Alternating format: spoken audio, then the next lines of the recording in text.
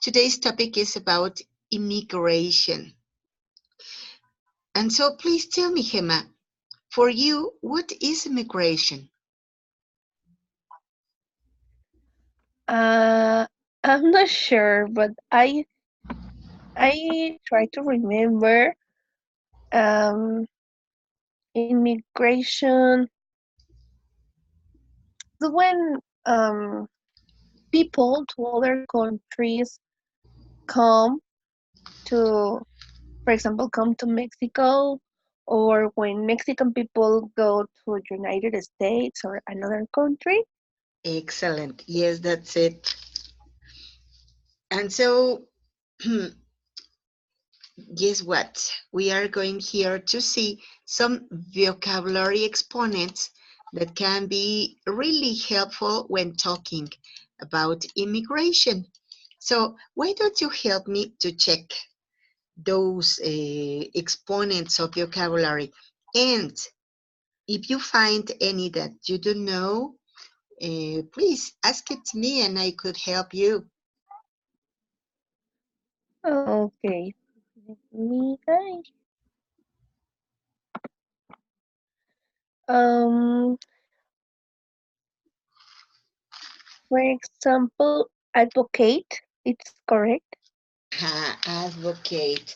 An advocate is a professional who is going to help you to solve any legal situations. Uh, a synonym of advocate can be lawyer. Oh, okay, okay. That's it. All right. Any other word?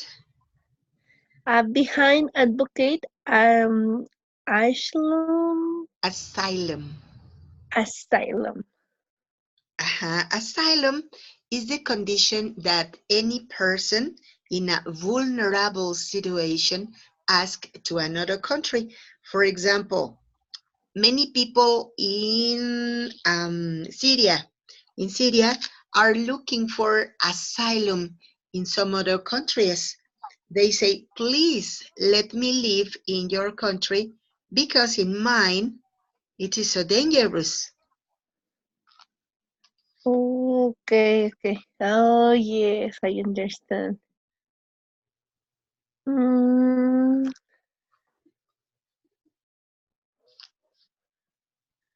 oh, this is one. Alien, in this case, what it mean? Alien is a person who is not coming from here.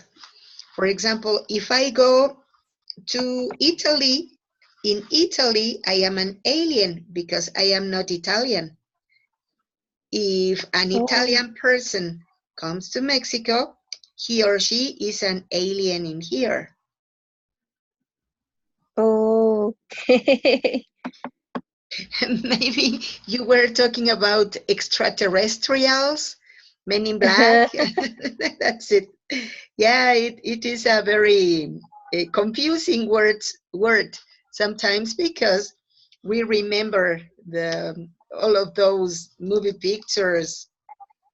Yes, that's an alien, a stranger person in this country.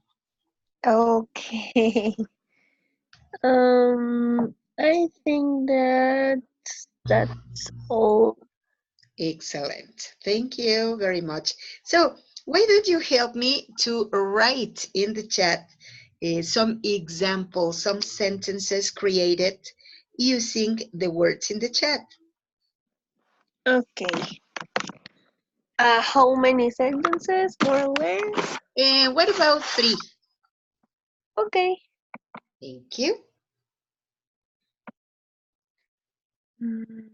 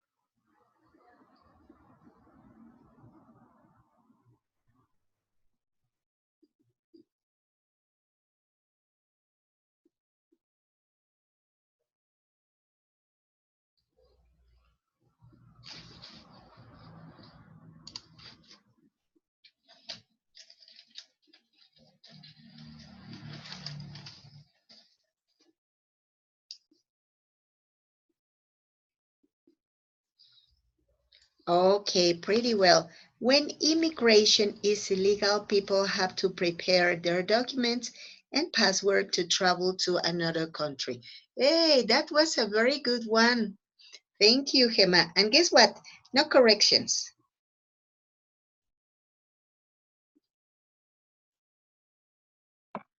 Oh, thank you. No, my pleasure. It was very good. Congratulations. Thank you. I'm going to write it the others. You do it pretty well. So, yes, let's continue.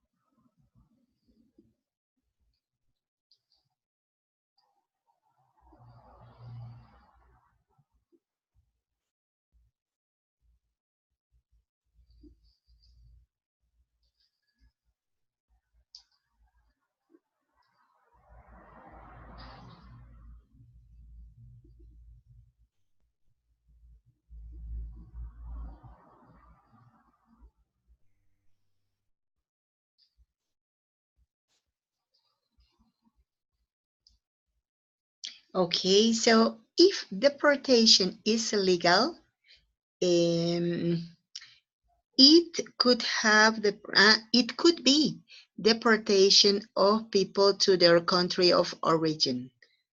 That's it. It could be deportation of people. That's it. Just that slight correction. It could be, or there could be. Okay, yes, I have doubted which verb use after. Yes, there is, and there are here. There could be.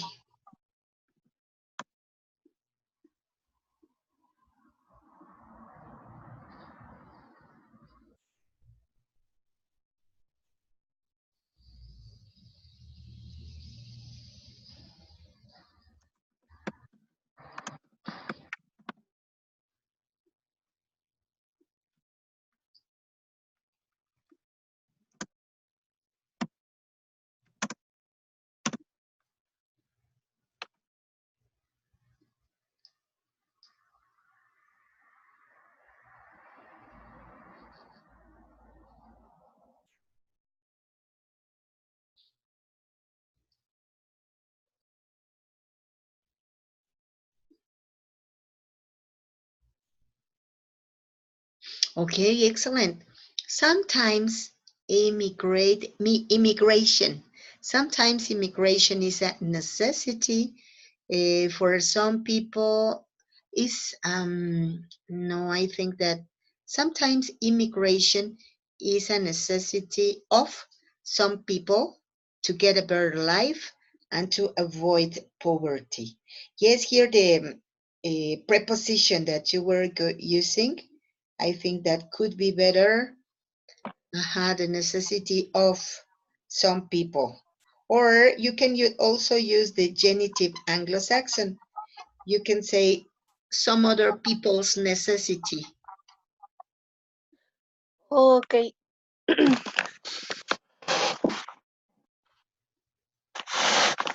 Excellent. You know what? Those were very good examples. Thank you very much. Oh, thank you. All right. So now let's go to a discussion. Let's talk about it, please. Tell me here, can you describe two of the pictures that you see in the screen.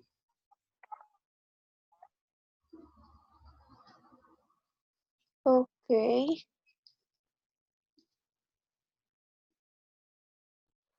Okay. Um, I'm going to choose the second one. Okay.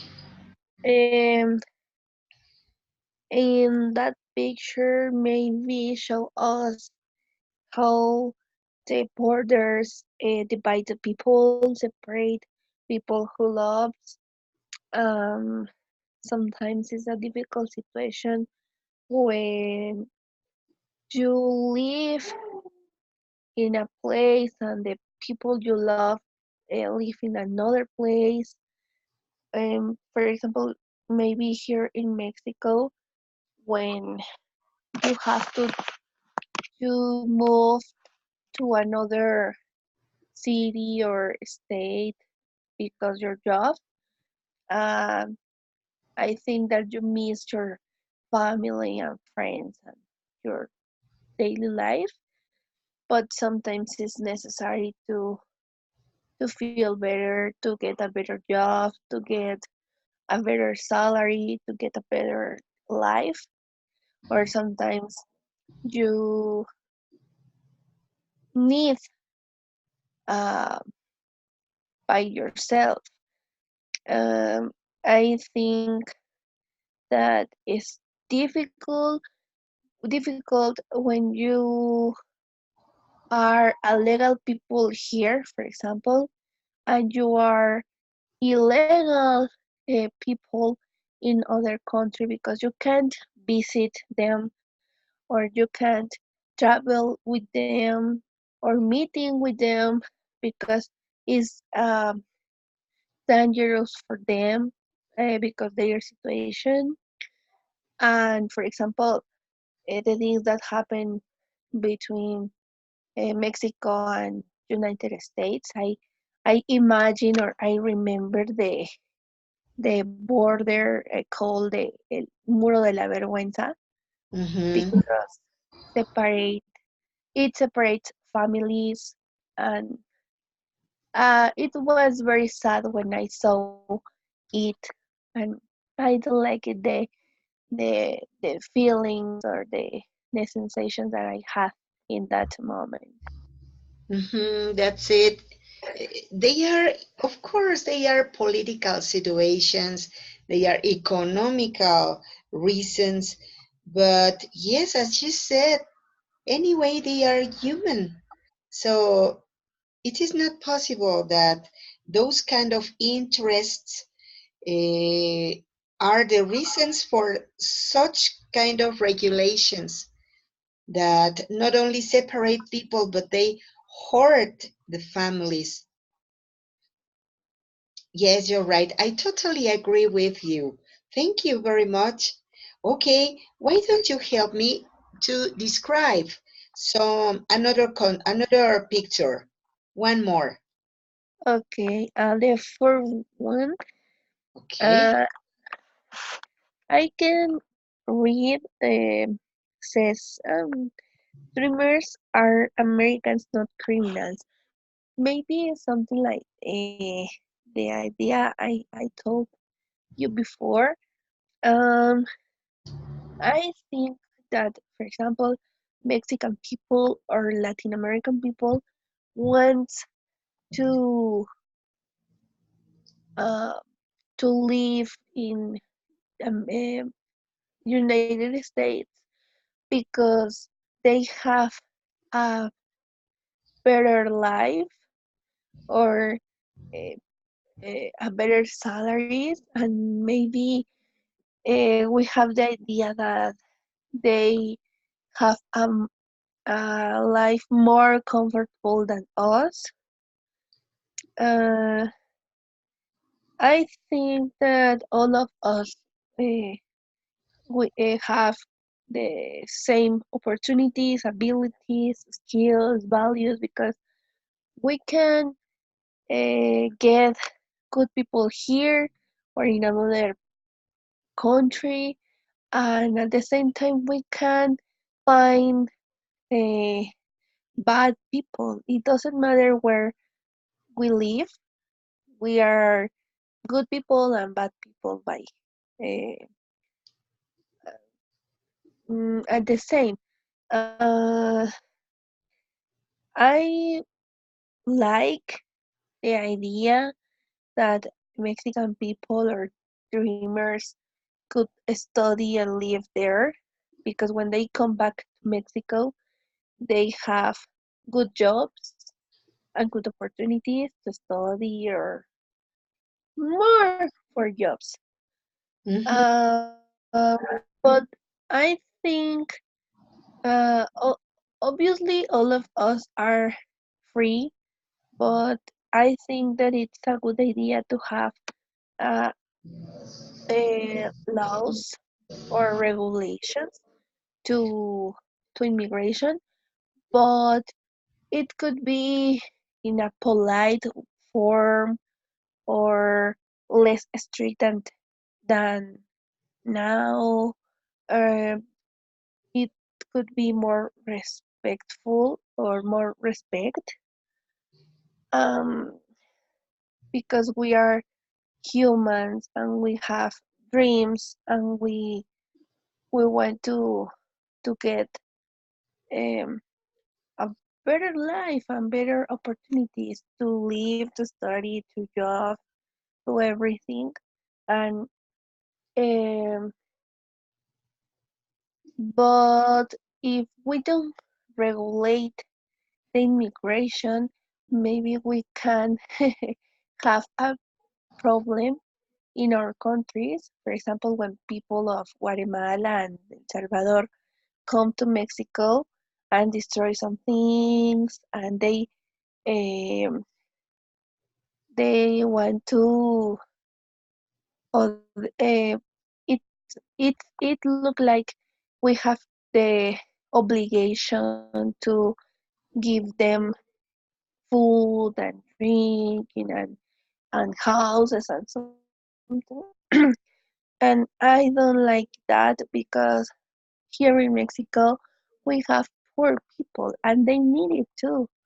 So maybe we need to have better political situations, better political immigration, um, and be more polite. That's it. Hey, I totally agree with you. I think that it was really, really true. Sometimes the political treaties and amendments make the governments act in a way, or sometimes it is the public opinion. No? But anyway, you're right. Uh, when South American people came to Mexico, there were different irregularities that, well, of course, we Mexican were not in the mood of accepting. If you come to my house and you break the windows and you finish with my food, of course, I won't be happy to see you here. But I don't know, I am not very sure about what were the intention, what was the situation, how it happened. But anyway, you're right. You know what?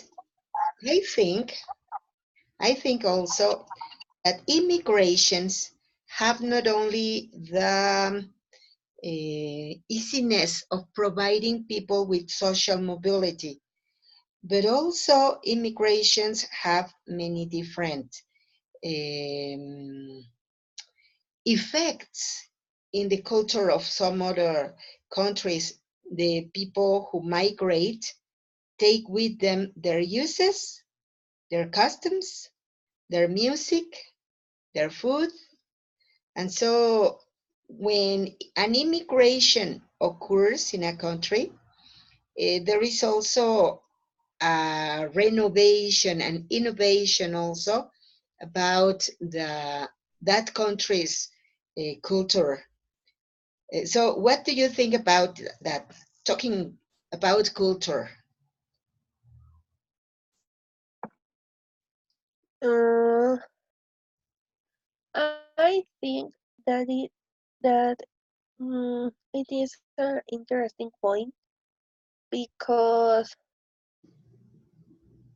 when you are in a country different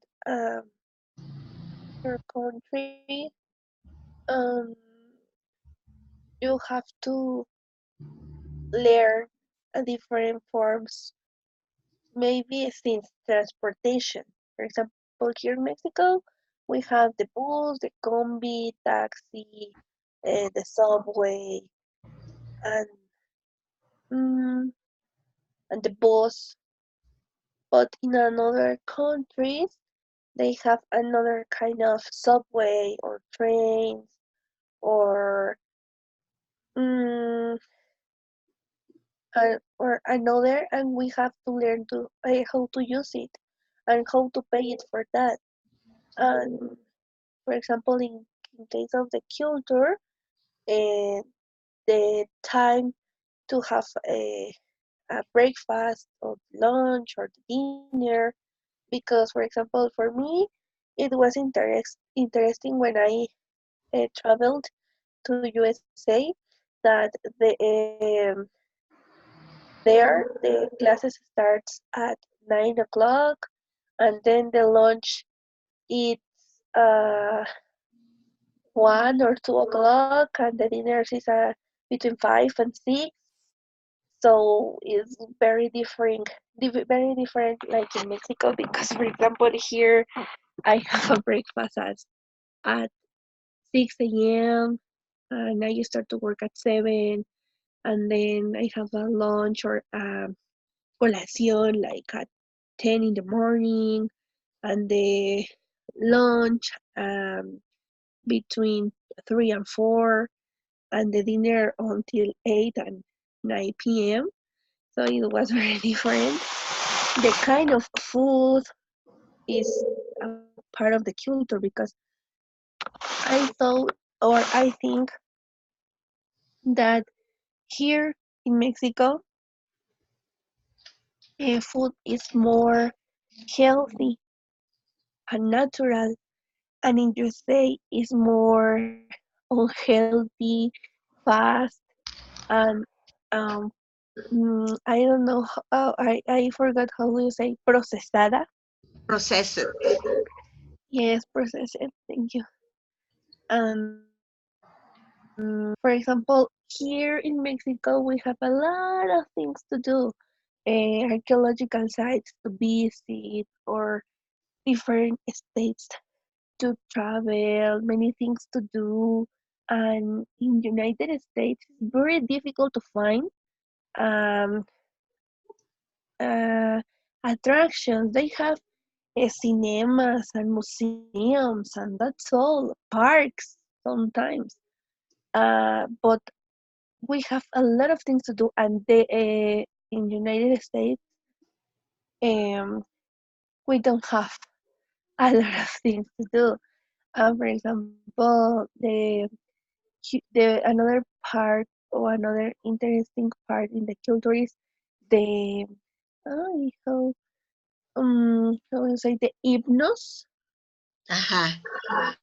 Uh-huh. There are totally different, because here is very strict and powerful and something like that. It may be a little rude, and in the other countries like love and peace and um, something like that. For example, uh, some things that are part of the culture in USA is like, for example, uh, they don't have topes. Um, they are very respect with people walking, and drivers Uh-huh. and people walking are very respect with the uh, mm, traffic light, and the signs and the spaces.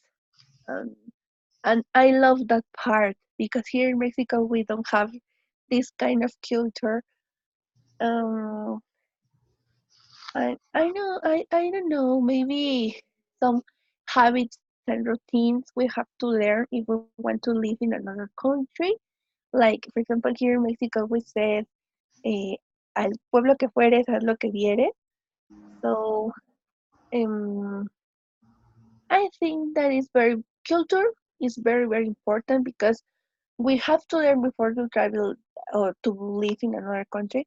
But uh, when we live or travel there, we can learn more about the culture. For example, the colloquial words or the different accents. And it was very interesting. Well, it is very interesting. Yeah, you're right. I totally agree with you. You know what? When I was listening, I remembered when I was studying in the University of Southern Indiana, something that really impacted me was that the university was extremely clean. It was a really neat place.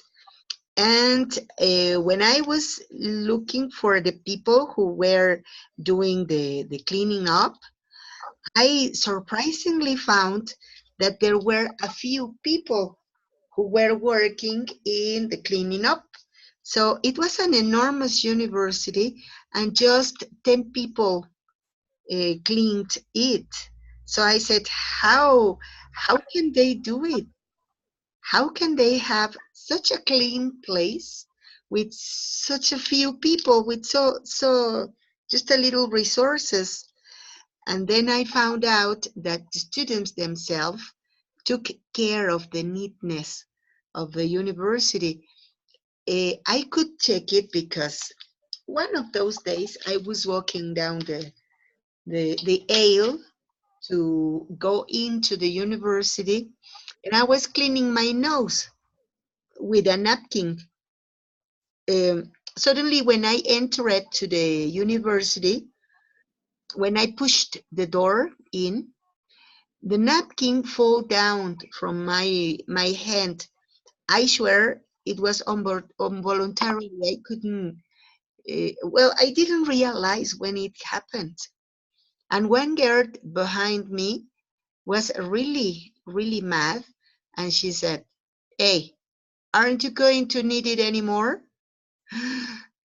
And I was so ashamed. I said, "My goodness, I'm sorry. I didn't see it." But she was so angry.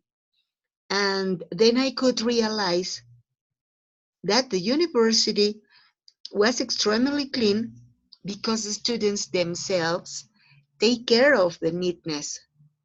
So I said, wow, that's a difference between my country and this one. Here in Mexico, many students say, why should I clean? I pay for that. And so that talks badly about our culture, about our habits. But yes, you're right. I could also see some pedestrians uh, were waiting for the traffic light to cross the street. And I said, yeah, in Mexico, they could have passed before the traffic light marked the stop. Why? Because we don't respect traffic lights. And so, yes, as you said, it is also a difference between cultures. All right, thank you very much. So, guess what? Here, Gemma, we have some question. What do you think about the first question? When is immigration helpful to a country, and when is it harmful? Mm, well,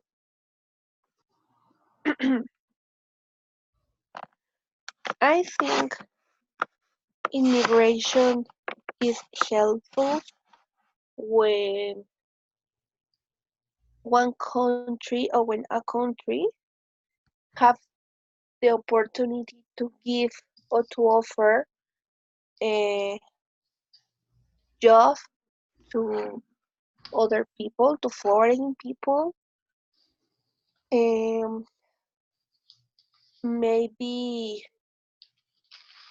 sometimes when we have interchange, for example, mm, I don't know, maybe 20 Japanese people come to Mexico and do a building or yeah, for example, do a building.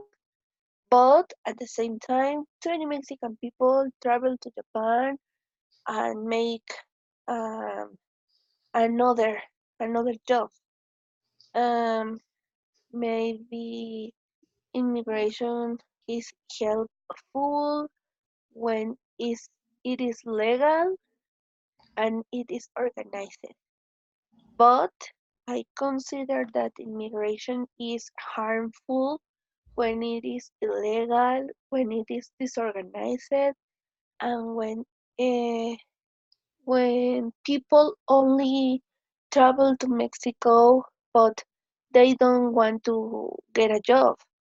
They want to get a mm, charity of Mexican people on when they on or when those people uh, steal or uh, mm, or produce problems or something like that. I think in that cases immigration is harmful. That's it.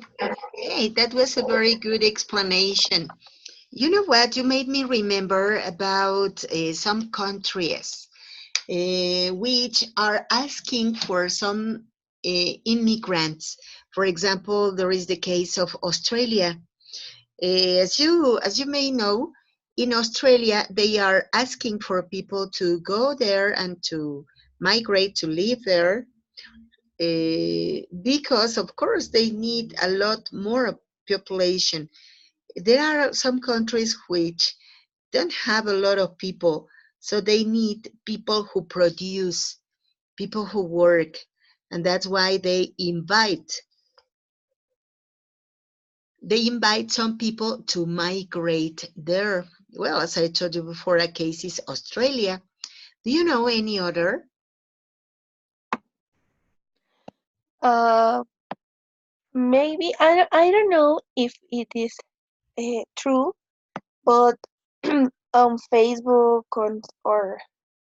uh, yeah, on Facebook appears some advertising says Canada is looking for you, and you can work as doctor, as nurse, as this, and it's supposed that Canada invites some people to work there, and and Canada offers um, help them with the documentary and to get a job and to get a house and something like that. But I'm not sure. Yeah, that's it. They work then with the work papers, maybe the citizenship. Yes. Uh-huh. Guess what? You made me remember something else. I remember that time ago, not such a long time. I guess it was kind of like 5 years at last, that in Japan, many Mexican people were required. And it was because the Japanese government feels that Mexican people are extremely creative. We are hardworking and we are energetic, positive. So, yes, there were many Mexican people required for getting some positions in Japan.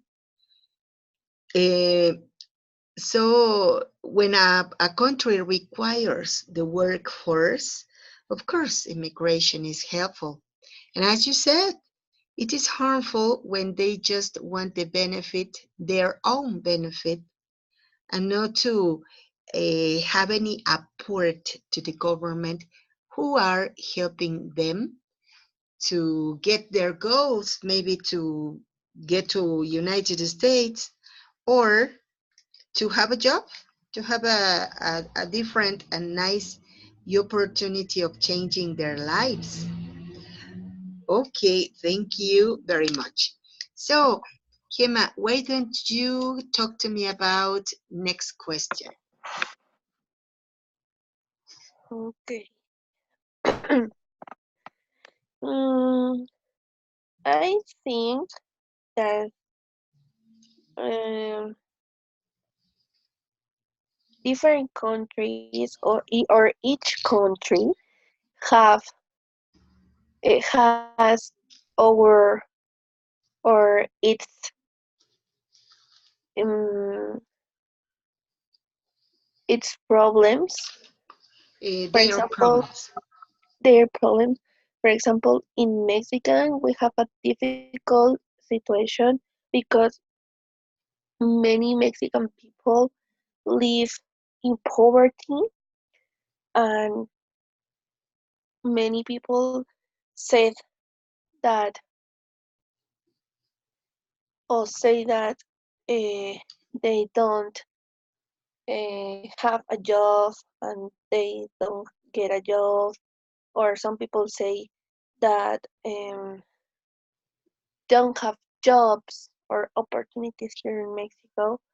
And I think that we have to attend this situation with Mexican people, and then if we have jobs and if we have opportunities offering to other people, to foreign people. But in this moment, I think that Mexico needs less immigrants because they mm, take out some opportunities to Mexican people, and they take out resources like food or, or housing, um, or something like that. And sometimes it is a problem because, as I told you, in some cases, people or foreign people don't want to work, just want to get benefits. And I don't agree with that because Mexican people is going to be a priority for the Mexican government. Aha, that's it. Thank you very much. I agree with you in many points. So, here, what nationalities are some immigrants who come to your country? Do you remember some of the important immigrations? Yes, I think that recently, um, uh, if people come, I'm sorry, if people who came from Guatemala, Honduras, and El Salvador.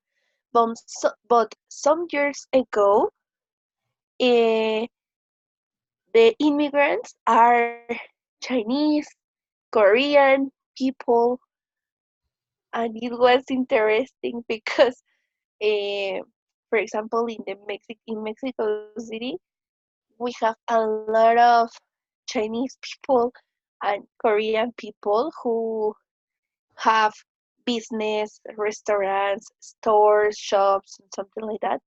But only they both or they live between them, but not in Mexican places or with Mexican people. But Mexican people buy things with Korean and Chinese and Japanese people. And it was interesting because um, I can realize how their economy works between them, just between them, in a close circle. Excellent. Yes, yes, that's it. I agree with you. You know what? You made me remember also that in our country there were many important immigrations. For example, of course, the recent ones, the caravans who came from South America, but also at the starting of our history as an independent nation, there were many people who were coming from different parts of the world because they knew that in the new country we were going to have more opportunities for not only for getting a better job but also for having a land to be landlords. And so in the north part they came many different nationalities. For example, the Czech Republic, Germany. There were people also from Albania, I guess. And what about Veracruz? Okay, in Veracruz we received the visit of many Cuban people. There were also some Arabic people. When we talk about Hidalgo, for example, there were Arabic people. In Baja California Norte, there were Chinese people. And so our uses or customs, our accent for speaking, the food we eat, the dressing up was so different. Somebody told me that Mexico is something like a small planet because in only one country there are many different characteristics from as if it were a small planet because Mexican culture is extremely rich. But I insist, I think that it is because of the visits, the settle down of many people from different countries. Now, finally, could you tell me what you think about this question? What could happen if we erased all country borders and let the people live wherever they want? Oh, mm, maybe if we have organized people, we can travel and work um, easier than nowadays. But um if we have good political and polite rules, uh, if we erase the borders, uh, will be a good idea. But if we don't have organized and polite people, we have a lot of problems between countries because maybe mm, people feel that other people takes out opportunities or space or um, lands or food or something like that. Like eh, if other people um invadiera, Invaded. invaded their country, and I feel um, uncomfortable if some people think uh, this about me, for example. So we could be free, polite, and better human, and to participate, to travel, and to live in a peace way, or we have a lot of problems traveling around the world, like wherever we want. Yes, that's it. All right. You know what? I think that, yes, you're totally right. But I think that, as you said, that everything should be in order. If we were organized, if we were empathetic with the others. For me, that's basic because when we are empathetic, of course, we can put in the other's shoes. So we would respect more, we would use the resources as it is required. We would understand what are our limits and what are our obligations. But it is difficult sometimes because we don't share many ideas, we don't share many points of view. So it makes difficult to have any different attitude. I think that it is a question of attitude. All right, Hema, you know what? I think that we can be talking for a long time about this topic because it is really interesting. And but unfortunately, we have finished. So I don't know if you have any question, if you have any commentary. No, this week it was useful, more sorry, easier than the last week. In this unit, I don't have problems. I understand, but in the last week, I have a lot of doubts. But I tried to study because uh, I had a lot of mistakes. But no, today it's okay. It was a interesting class, and it was an interesting topic to talk about. And the exercise on grammar, it was clear for me. So thank you so much. And thanks to you. Okay, and have a very good night, a very good weekend, of course, and meet you next class. Yes, of course. Thank you. Thank you, likewise. Good night. Good night.